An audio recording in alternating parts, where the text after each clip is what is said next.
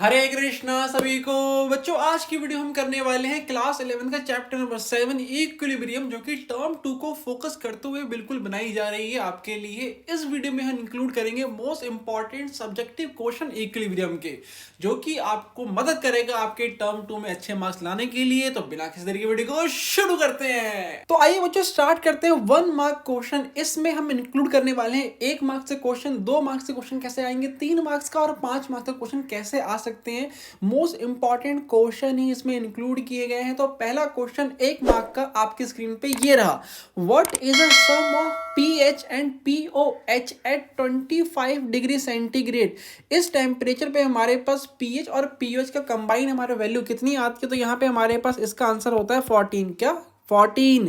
PH और हमारे पास pOH का हमारे पास सम आता है 14। कैसे आता है आपको पता है, इक्विलिब्रियम का चैप्टर पढ़ना, आपको समझ आ जाएगा। बढ़ते हैं क्वेश्चन नंबर 2 की तरफ। Right the equilibrium constant. क्या हमें बताना है इक्विलिब्रियम कांस्टेंट हमारे पास क्या होगा, और इसको हम डिनोट करते हैं के सी से।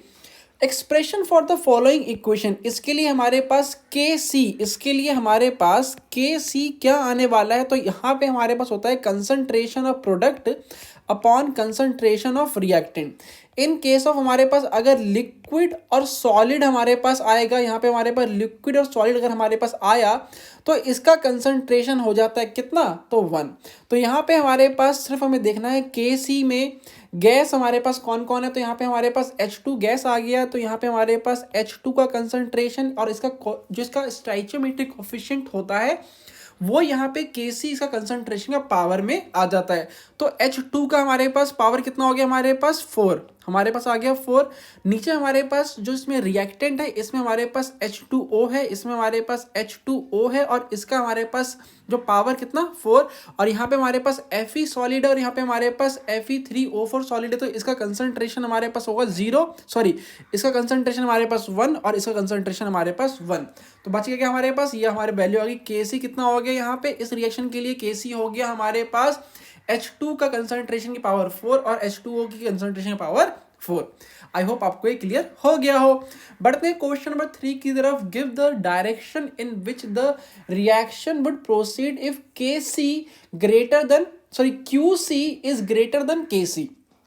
तो यहाँ पे हमारे पास 3 कंडीशन निकल के आ सकती है। पहला यहाँ पे हमारे पास क्या, पहला यहाँ पे हमारे पास हो सकता है कि इसको ग्राफ से समझो। यहाँ पे हमारे पास एक, तो हमारे पास ये हो गया जिसमें के सी बराबर हमारे पास क्यू सी से। पहला हमारे पास हो गया ये। दूसरा कंडीशन हमारे पास क्या हो सकता है कि के सी ज़्यादा है हमारे पास, सॉरी, के सी हमारे पास कम है क्यू सी से, जो यहाँ पे पूछा हुआ है, जो यहाँ पे पूछा हुआ है। एक कंडीशन हमारे पास और हो सकता है कि के सी ज़्यादा है क्यू सी से। यहाँ पे हमारे पास के सी ज़्यादा है क्यू सी से। अब जो Kc हमारे पास है वो क्या है, इक्विलिब्रियम कांस्टेंट, और Qc हमारे पास क्या है, तो उस रिएक्शन का क्वेश्चन। तो यहाँ से हमारे पास Qc जब बराबर होगा Kc से, तो ये हमारे पास होने वाला है एट इक्विलिब्रियम। कोई भी यहाँ पे हमारे पास ना फॉरवर्ड यहाँ पे फेवर्ड होगा डायरेक्शन, ना ही हमारे पास बैकवर्ड डायरेक्शन फेवर्ड होगा। हमें बताना है यहाँ पे डायरेक्शन किस टाइप जाएगी। तो यहाँ से हमारे पास Kc, ये देखो Qc हमारे पास ज़्यादा है, इसका मतलब हमारे पास प्रोडक्ट जो हमारे पास होगा वो हमारे पास मोर होने वाला है। जब प्रोडक्ट हमारे पास मोर होगा तो हमारे पास जो रिएक्शन है, जो हमारे पास रिएक्शन है will go in the direction of reactant. ये हमारे पास कहाँ पे जाना है, रिएक्टेंट की डायरेक्शन पे जाना है। तो देयरफॉर यहाँ पे हमारे पास इसका आंसर क्या हो गया, यहाँ पे हमारे पास बैकवर्ड डायरेक्शन में यहाँ पे ये रिएक्शन जाएगा। और वही अगर मैं देखूँ Kc ज़्यादा है QC से, इसका मतलब हमारे पास क्या कि प्रोडक्ट हमारे पास कम है। तो यहाँ पे हमारे पास कहाँ पे जाएगा, यहाँ पे हमारे पास जाएगा फॉरवर्ड में। इसमें हमारे पास कहाँ पे जाएगा, फॉरवर्ड डायरेक्शन में हमारे पास जाने वाला है। पूछा गया था हमारे लिए, सिर्फ ये मैंने आपको बता दिया सारी इक्वेशन। अब बात करते हैं question number 4। How NH3 is defined as a Lewis base.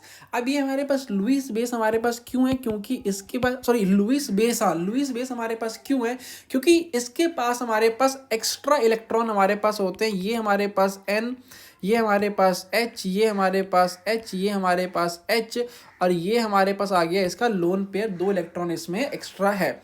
तो यहाँ पे हमारे पास क्या हो गया, इसके लिए क्या लिखेंगे हम, ये हमारे पास बेस है बिकॉज इट कंटेन या फिर because NH3 contain lone pair of electron. ठीक है, अगर यहीं पे हमारे पास होता लुईस एसिड तो वो इलेक्ट्रॉन डेफिशिएंट होते हैं, लुईस बेस इलेक्ट्रॉन रिच होते हैं। एक वीडियो इसके लिए बना लेंगे। सारी तीनों हमारे पास जो कॉन्सेप्ट है, आर्हेनियस, ब्रॉन्स्टेड, लॉरी और लुईस कॉन्सेप्ट, तीनों की एक वीडियो बना के आपको मैं दे दूंगा, टेंशन लेने की बात बिल्कुल भी नहीं है। बढ़ते हैं क्वेश्चन नंबर 5 की तरफ। What is the effect of catalyst on के।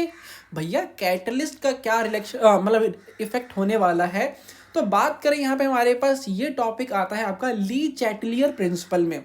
वहाँ पे 3 कंडीशन हमारे पास और है, बट हम यहाँ पे पढ़ने वाले हैं 4th कंडीशन की, कैटलिस्ट का क्या रिएक्शन मतलब क्या इफेक्ट होने वाला है किस पे, तो के इक्विलिब्रियम कांस्टेंट पे। तो यहाँ पे इसका आंसर होगा अनअफेक्टेड। हमारे पास के रिमेन अनअफेक्टेड क्योंकि हमारे पास कैटलिस्ट का कोई भी इफेक्ट नहीं होता इक्विलिब्रियम कांस्टेंट पे। पढ़ते हैं क्वेश्चन नंबर 6 की तरफ। What is a conjugate base of HCO3 negative.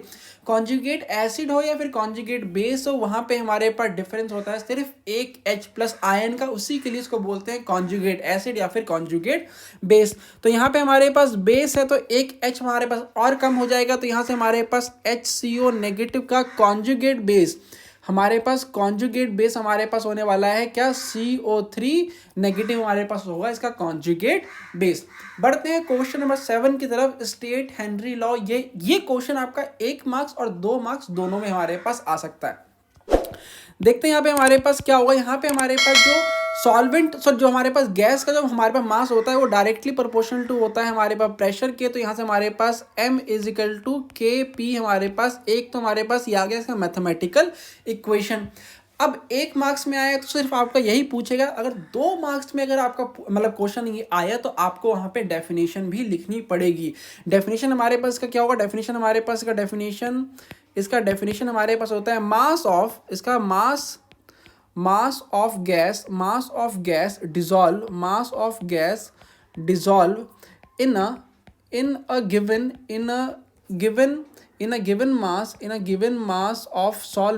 given mass of solvent at any temperature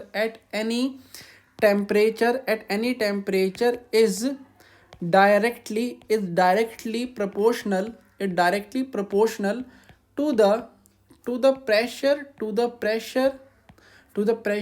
of the gas above the solvent. बहुत इंपॉर्टेंट लॉ हमारे पास ये निकल के आता है। 1 मार्क्स में आया तो सिर्फ इतना करना, 2 मार्क्स में आया तो उसकी डेफिनेशन भी लिख देना। अब आ जाते हैं क्वेश्चन नंबर 8 की तरफ। Which of the following are Lewis acid. Lewis acid हमारे पास इनमें से कौन कौन से लुईस एसिड हैं, तो लुईस एसिड हमारे पास होते हैं इलेक्ट्रॉन डेफिशिएंट स्पीसीज, साथ ही साथ यहाँ पे हमारे पास जो लुईस बेस होते हैं वो होते हैं इलेक्ट्रॉन रिच स्पीसीज। तो इसमें हमारे पास BF3 ही हमारे पास एक लुईस एसिड है। बाकी बढ़ते हैं आगे क्वेश्चन नंबर 9 की तरफ। Why pH of our blood remain almost constant at 7.4 throughout? We quite often eat spicy food. Spicy food खाने के बाद भी हमारे पास जो हमारा ब्लड है वो कांस्टेंट उसका pH क्यों रहता है, क्योंकि blood is a buffer solution. Buffer solution पे एक क्वेश्चन आपके क्वेश्चन पेपर में पक्का आपको दिखने वाला है, तो बफर सॉल्यूशन को बहुत ही अच्छे से पढ़ लो। एसिडिक बफर क्या होता है, बेसिक बफर क्या होता है, इस पर न्यूमेरिकल भी आ सकता है। तो यहाँ पे हमारे पास का आंसर क्या होगा, आंसर हमारे पास होगा because blood is a buffer solution। Clear. बढ़ते हैं क्वेश्चन नंबर 10 की तरफ। What will be the pH of 1 MkNO3 solution at 25 degree centigrade. तो यहाँ पे बात करें KNO3 हमारे पास टूट के बनता है, ये बना होता है हमारे पास, ये हमारे पास एक तरह सॉल्ट है, और हमारे पास KNO3 बनता है KOH से, और हमारे पास बनता है HNO3 बेस से। ये हमारे पास है एसिड, ये हमारे पास है बेस, ये मिल के न्यूट्रलाइज होते हैं और बनाता हमारे पास क्या, KNO3, जो कि हमारे पास है सॉल्ट। तो इसी के लिए हमारे पास ये सॉल्ट है, तो इसका pH हमारे पास होता है कितना, इसका हमारे पास pH हमारे पास होता है कितना, तो ये होगा हमारे पास 7। कितना होगा हमारे पास 7 इसका pH है, क्योंकि ये हमारे पास स्ट्रॉन्ग एसिड और स्ट्रॉन्ग बेस से बना है, तो न्यूट्रलाइज होके इसका हमारे पास बनता है pH 7। क्लियर। बढ़ते हैं क्वेश्चन। अब हमारे पास आ गया 2 मार्क के क्वेश्चन। पहला क्वेश्चन है, 11वां क्वेश्चन हमारे पास इसमें है, a buffer solution of pH 9 is prepared by mixing of NH4Cl, that solution be added to 1 litre of 1 m solution. ये हमारे पास कैपिटल M है, 1 m सॉल्यूशन ऑफ NH4OH, इसके लिए KB हमारे पास दे दिया गया है। अब ये हमारे पास न्यूमेरिकल थोड़ा लंबा है, इसको देखो कैसे करेंगे हम। यहाँ पे सॉल्यूशन यहाँ पे हमारे पास आ गया, बेसिक बफर यहाँ पे हमारे पास ये बनने वाला है, बेसिक बफर, और इसका हमारे पास क्या, तो ये बफर सॉल्यूशन का हमारे पास जो pH है, इसके लिए हमारे पास जो बेसिक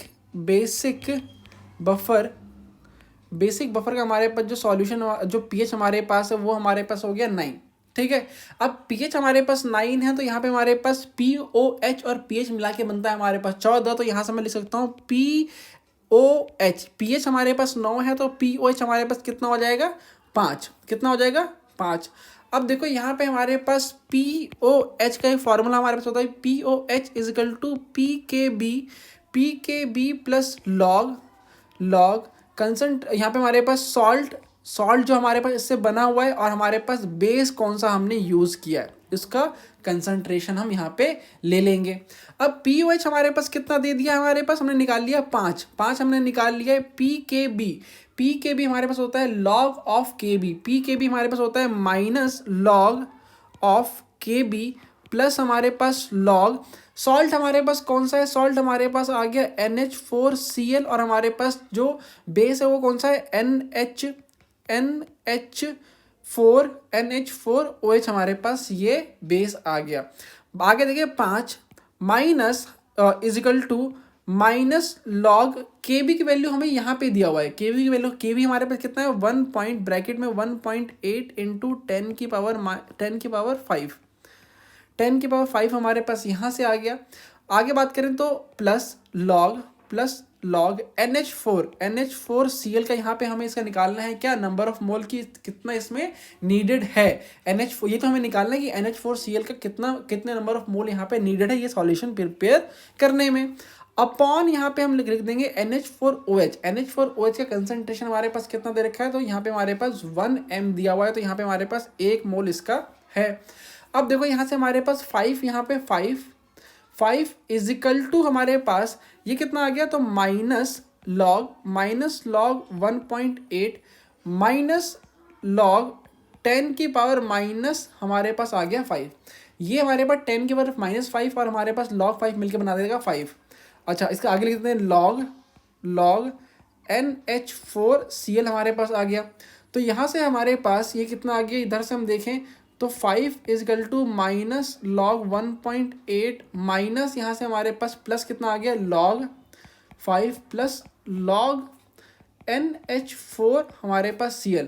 यहाँ से हमारे पास ये लॉग तो हमारे पास ये खत्म हो गया ना, ये हमारे पास प्लस का 5 आ गया, +5 और इधर से हमारे पास +5 कट जाएगा, तो यहाँ से हमारे पास क्या आ गया, ये हमारे पास ये वाली क्वांटिटी इस तरफ आ जाएगी। तो क्या आ गया log NH4Cl is equal to log 1.8 log हटा दो यहाँ से हमारे पास, तो NH4Cl का कंसंट्रेशन हमारे पास कितना आ गया 1.8 हमारे पास कंसंट्रेशन आ गया। तो यहाँ से हमारे पास आ गया number of moles of NH4Cl added हमारे पास कितना आ गया 1.8 हमारे पास आंसर इसका निकल के आ गया। अब बढ़ते हैं क्वेश्चन नंबर 12 की तरफ। कैलकुलेट द pH ऑफ 10 की पावर -m HCl सॉल्यूशन। अब यहाँ पे हम देखें तो HCl से भी हमारे पास H+ आयन आने वाले हैं, और जो वाटर हमारे पास टूटता है H+ और OH- में, तो वहाँ से भी हमारे पास H+ आयन आने वाला है। तो सॉल्यूशन यहाँ पे हम देखते हैं, तो जो H+ आयन हमारे पास टोटल आ रहा है पहले हम वो निकालते हैं। तो फ्रॉम एसिड से हमारे पास H प्लस आयन कितना आ रहा है, तो वो हमें दिया हुआ है 10⁻⁸ हमारे पास आ रहा है, 10⁻⁸ m हमारे पास आ रहा है। फ्रॉम वाटर से हमारे पास कितना आ रहा है H प्लस, तो यहाँ से हमारे पास आ रहा है कितना, तो यहाँ से हमारे पास 10⁻⁷ हमारे पास मोलैरिटी यहाँ पे आता है, हमें ये पता है एट 25 डिग्री सेंटीग्रेड। तो टोटल H प्लस आयन हमारे पास कितना हो गया, 10⁻⁸ प्लस 10⁻⁷। यहाँ से आप 10⁻⁸ कॉमन लोगे तो बचेगा आपका 1 + 10। यहाँ से हमारे पास फिर कितना आ गया, यहाँ से हमारे पास आ गया 11 × 10⁻⁸ m हमारे पास आ गया। और pH हमारे पास क्या होता है, pH हमारे पास होता है माइनस लॉग H प्लस का। तो यहाँ से माइनस लॉग, यहाँ से हमारे पास 11 × 10⁻⁸ हमारे पास आ गया। इधर से हम करेंगे pH हमारे पास कितना आ गया, -log11, साथ में हमारे माइनस लॉग यहाँ से हमारे पास आ गया 10⁻⁻8 और यहाँ पे हमारे पास सॉल्व होगी, ये हो जाएगा कितना 8 - log11। और log11 की वैल्यू हमारे पास होती है 1.04। कितना हमारे पास log11 हमारे पास होता है 1.04। तो यहाँ से हमारे पास 8 - 1.04 हमारे पास आ गया कितना, तो ये हमारे पास आएगा 6.96 हमारे पास ये आ गया pH। तो pH हमारे पास कितना हो गया 6.96, ये आपका हो गया आंसर। बढ़ते हैं क्वेश्चन नंबर 13 की तरफ। द इक्विलिब्रियम कांस्टेंट, इसके लिए हमारे पास इक्विलिब्रियम कांस्टेंट हमारे पास के आ गया और पूछा है हमें से क्या कि इसका हमारे पास के सी इक्विलिब्रियम कांस्टेंट हमारे पास क्या होगा। तो इसके लिए हम देखते हैं, यहाँ से हमारे पास क्या आ गया, के सी हमारे पास आ गया। यहाँ से हमारे पास के सी कितना दे रखा है, तो यहाँ से हमारे पास NO और इसका हमारे पास कंसंट्रेशन पावर 2, यहाँ से हमारे पास आ गया N2 का कंसंट्रेशन और O2 का कंसंट्रेशन, ये दे दिया हमें कितना, तो ये दे दिया K। अब बात करते हैं यहाँ पे हमारे पास KC', इसके लिए हमारे पास KC' हमारे पास क्या आएगा, तो यहाँ से हमारे पास NO का कंसंट्रेशन, यहाँ से हमारे पास N2 का कंसंट्रेशन की पावर हाफ और यहाँ से हमारे पास O2 का कंसंट्रेशन की पावर हाफ हमारे पास आ गया। अब मैं इसमें अगर 2 से मल्टीप्लाई कर दूँ, यहाँ से हमारे पास 2 से अगर मैं मल्टीप्लाई करता हूँ इसमें, अगर मैं 2 से मल्टीप्लाई करता हूँ इसमें, तो यहाँ पे हमारे पास ये सबकी पावर 2 हो जाएगी। यहाँ से हमारे पास क्या हो गया, ये इसकी पावर हमारे पास 2 हो जाएगी। अच्छा वो करो ही मत 2 मिटा दो यहाँ से। तो हम तो ये देख रहे हैं कि ये डायरेक्टली हमारे पास हाफ निकल के आ रहा है। तो यहाँ से मेरे पास क्या आ जाएगा 2K की वैल्यू हमारे पास आएगा, हमें 2 से मल्टीप्लाई करना पड़ेगा इसके लिए। तो यहाँ से हमारे पास क्या हो गया 2K, तो हमारे पास इसके लिए कितनी वैल्यू हो गई 2K हमारे पास इसके लिए आ गया। बढ़ते हैं क्वेश्चन नंबर 14 की तरफ। द pKa ऑफ ये acid CH3COOH and pKb of NH4OH are इतना और इतना हमें दे दिया pKa और pKb। Calculate the pH of CH3COONH4। इस सॉल्ट का pH हमें बताना है, तो बहुत ही इजी फार्मूला हमारे पास इसके लिए दिया गया है। हमारे पास इसके लिए फार्मूला हमारे पास क्या होता है, इसके लिए हमारे पास फार्मूला होता है क्या, तो pH जो सॉल्ट का हमें निकालना है, pH = 7 + हाफ pKa - pKb कर दो, ये आपका फार्मूला है, बहुत ही इंपॉर्टेंट फार्मूला है, डायरेक्टली क्वेश्चन इससे बन जाते हैं। तो देखो pH हमारे पास क्या हो गया 7 + हाफ, यहाँ से हमारे 4.76 हमें दिया हुआ है और फिर हमारे पास क्या है 4.75 - 4.75 हमें ये भी दिया हुआ है। तो 7 प्लस यहाँ से हमारे पास हाफ, ये कितना आ जाएगा हमारे पास पॉइंट यहाँ से हमारे पास आ गया 0.1 हमारे पास आ गया। तो यहाँ पे 7 प्लस यहाँ से हमारे पास 0.05, तो आंसर कितना आ जाएगा 7.005, ये आपका हो गया आंसर इस क्वेश्चन का। बढ़ते हैं क्वेश्चन में, अब हमारे पास आ गया 3 मार्क्स से क्वेश्चन। 3 मार्क्स के क्वेश्चन के लिए पहला क्वेश्चन आपके लिए ये रहा, calculate the pH of a solution obtained by mixing of 50 ml of HCl with 49.9 ml of 0.2 m NaOH solution. यहाँ पे हमारे पास ये m स्मॉल नहीं कैपिटल, मोलैरिटी नहीं मोलैरिटी हमारे पास है ये, तो ये हमारे पास कैपिटल M आ गया। तो यहाँ से मैं लिख सकता हूँ, इसको जरा 2 पार्ट में बांट लें पहले ही, सॉल्यूशन इसका थोड़ा बड़ा हुआ। 3 मार्क्स का क्वेश्चन है भैया, बड़ा तो होना ही होना है। अब देखते हैं यहाँ पे हमारे पास, अच्छा क्वेश्चन नंबर KPS ये हमारे पास है, अच्छा ओके चलिए तो यहाँ से हमारे पास ये देख लेते हैं, इसका सॉल्यूशन हमारे पास क्या होगा। तो इसमें हमें क्या ये लिख सकता हूँ कि 49.99 ये हमारे पास एसिड है, ये हमारे पास एसिड है और ये हमारे बेस है। तो ये आपस में इक्वलाइज मतलब न्यूट्रलाइज तो करेंगे बिल्कुल करेंगे। तो यहाँ से मैं ये लिख सकता हूँ, यहाँ से मैं ये लिख सकता हूँ 49.9 ml of 0.2 m of NaOH will neutralize 49.9 ml of 0.2 m, दोनों का हमारे पास जो मोलैरिटी है वो हमारे पास सेम ही है, ऑफ HCl। मैं लिख सकता हूँ, बिल्कुल लिख सकता हूँ। तो यहाँ से मेरे पास HCl अनन्यूट्रलाइज्ड हमारे पास कितना बच गया, ये बच गया हमारे पास 0.1 ml ऑफ 0.2 m, इतना बचा है जिसकी मोलैरिटी कितनी है, तो 0.2 m हमारे पास है।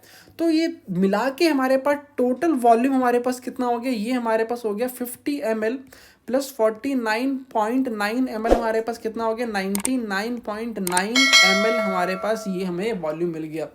तो यहाँ से हमारे पास M1V1 इजकल टू M2V2 वाला फार्मूला हम लगा सकते हैं, बिल्कुल लगा सकते हैं। तो यहाँ पे हमारे पास पहले कितना था, पहले हमारे पास यहाँ पे हम देखें तो 0 पॉइंट बच कितना गया हमारे पास, यहाँ पे बचा हुआ हमारे पास 0.1 ml है। उसकी मोलैरिटी कितनी है, यहाँ पे देखो ये रहा हमारे पास, ये रहा, कहाँ गया ये हमारे पास, ये इंपॉर्टेंट है। बचा हुआ इतना है हमारे पास, ठीक है, बचा हुआ 0.1 है और इसकी मोलैरिटी कितनी है, तो 0.2। फाइनल वाला हमारे पास मोलैरिटी हमें निकालनी है, तो M2 हमारे पास ये कितना आ गया M2, और उसका वॉल्यूम हमारे पास कितना है, तो 99.9 है। या तो ये लिख लो या फिर उसको राउंड फिगर करके 100 कर लो, कैलकुलेशन आपकी मतलब टाइम थोड़ा बच जाएगा आपका। तो यहाँ से हमारे पास जो फाइनल वॉल्यूम, जो फाइनल सॉल्यूशन हमारे पास है, उसकी मोलैरिटी हमारे पास क्या आ गया 0.1 इंटू 10 0.1 और 0.1 इंटू 0.2 डिवाइडेड बाई हमारे पास 100 यहाँ से आ गया। सॉल्व करोगे तो यहाँ से आपको क्या आएगा 2 इंटू 10 के पावर माइनस, यहाँ से हमारे पास 1 0 2 0 और 3 4 माइनस 10 के पावर 4 हमारे पास आ गया। इतना इसका कंसंट्रेशन हमारे पास आ गया। तो इसी का हमें निकालना है कि फाइनल हमारे पास जो सॉल्यूशन बना है उसका पीएच हमारे पास कितना है और कंसंट्रेशन इसका इतना आ गया H+ का।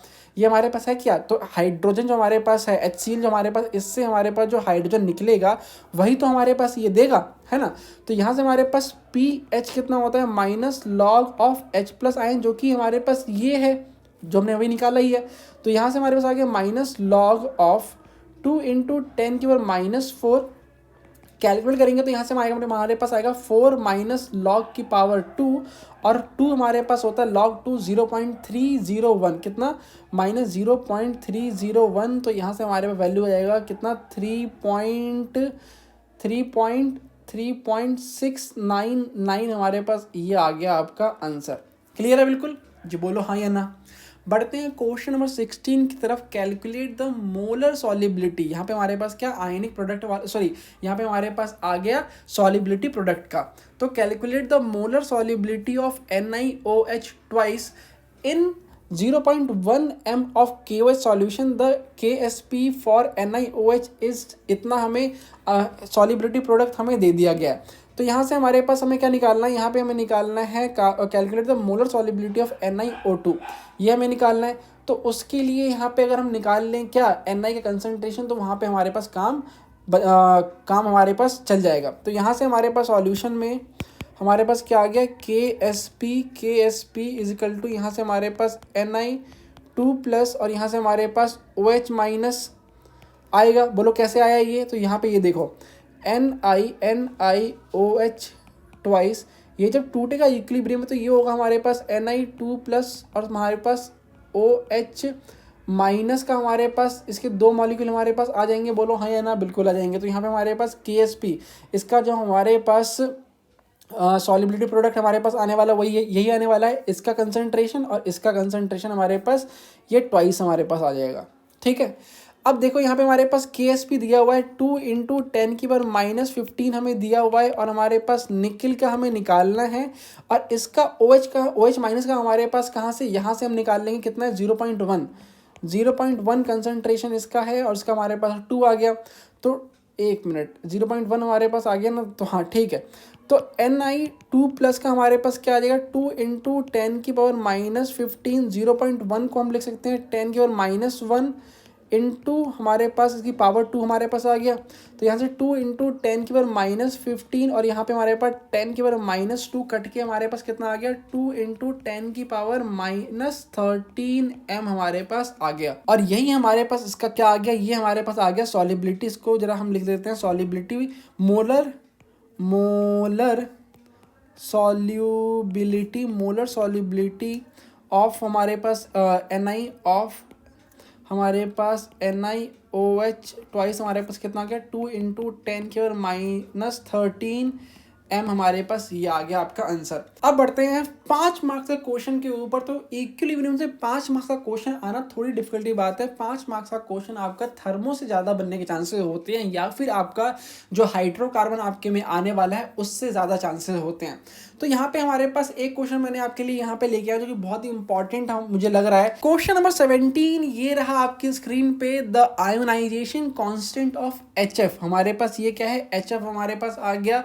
इसका आयोनाइजेशन कांस्टेंट ये दे दिया गया है, आयोनाइजेशन कांस्टेंट हमें दे दिया गया है। Calculate the degree of dissociation. Degree of dissociation हमारे पास क्या होता है, इसको बोलते हैं हम alpha of HF in its 0.02 m solution calculate the concentration of all species। एक तो हमें कंसंट्रेशन बतानी है इन दोनों की, और इन द सॉल्यूशन एंड हमें pH भी फाइंड करना है। तो सबसे पहले यहाँ पे एक लाइन ड्रॉ कर लो। अब हम आते हैं सॉल्यूशन पे। तो ये हमारे पास HF है वो H2O से रिएक्ट करेगा और हमारे पास क्या बनेगा, यहाँ पे बनेगा हमें हाइड्रोनियम आयन H3O+ और हमारे पास F- हमारे पास फ्लोरीन का आयन मिल गया। इनिशियल स्टेज पे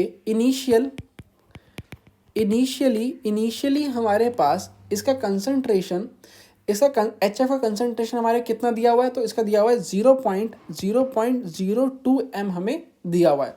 और पहले इनिशियल टाइम पे हमारे पास जो H3O+ बनेगा वो 0 बना होगा, और हमारे पास फ्लोरीन आयन भी इसका हमारे पास 0 कंसंट्रेशन होगा।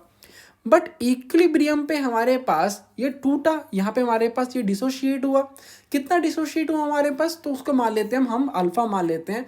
तो यहाँ से हमारे पास इसका 0.02 इसका डिसोसिएशन हुआ, कितना, तो अल्फा डिसोसिएशन हुआ। सेम हमारे पास फ्लोरीन आयन भी बना, तो यहाँ पे हमारे पास कितना आ गया 0.02, यहाँ से हमारे पास अल्फा। टूटा हमारे पास किस में से है, तो ये टूटा हमारे पास इससे 0.02 से टूटा है। कितना टूट गया, तो हमारे पास एक मोल, मतलब इतना मोल, एक मोल नहीं इतना मोल हमारे पास टूटा है। तो 0.02 अल्फा यहाँ से अलग हुआ, और ये हमारे पास H3O+ और F- हमारे पास इतने बन गए। इसके लिए हमारे पास Ka इक्विलिब्रियम कांस्टेंट हमारे पास क्या होगा, तो यहाँ पे हमारे पास H3O+ का कंसंट्रेशन और हमारे पास फ्लोरीन का कंसंट्रेशन आ गया। डिवाइड में हम करेंगे क्या, तो HF का कंसंट्रेशन। क्लियर है। यहाँ से हमारे पास इन सब का कंसंट्रेशन ये हमारे पास आ गया, इन सब का कंसंट्रेशन हमारे पास यहाँ पे आ गया। तो H3O+ का हमारे पास कंसंट्रेशन कितना है, तो 0.02 अल्फा, और यहाँ से हमारे पास कितना है 0.02 अल्फा। डिवाइड करेंगे यहाँ पे हमारे पास किससे, H+, तो इसका कंसंट्रेशन हमारे पास कितना है, H+ नहीं HF से, इसका कंसंट्रेशन हमारे पास है 0.02 माइनस 0.02 अल्फा, यहाँ से हमारे पास आ गया।